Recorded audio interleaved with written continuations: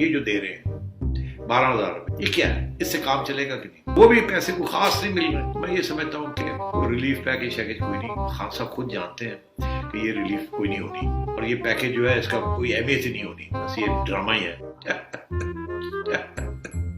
تو یہ ایک نیشنل ایفرٹ نہیں ہے، یہ ایک سیاسی جماعت اپنا، یہ ایک سیاسی چال ہے. اس سے یہ ہوگا کہ کوئی 14 ملین مطلب 1.5 کروڑ ہاؤس ہولڈ جو ہیں، گھرانے جو ہیں، ہر ایک کو وہاں 2,000 روپے ماہ ملے گا. تو یہ کوئی 364 ارب روپے کے قریب یہ ہینڈ آؤٹس دیں گے. جب پہلے وہ 1,000 روپیہ پر منتھ دیتے تھے، اب 2,000 کر دیا. تو یہ بہت اچھا اقدام کیا ہے، کیونکہ جن لوگوں کے پاس موٹر سائیکلیں ہیں یا جن کی اب روزمرہ کی زندگی مشکل میں آ جائے گی، ان کو ہر ماہ سب سے زیادہ جو غربت میں ہے ان کو ہر ماہ 2,000 روپیہ مہینہ ایکسٹرا مل جائے گا. تو بہت زبردست کام کیا ہے.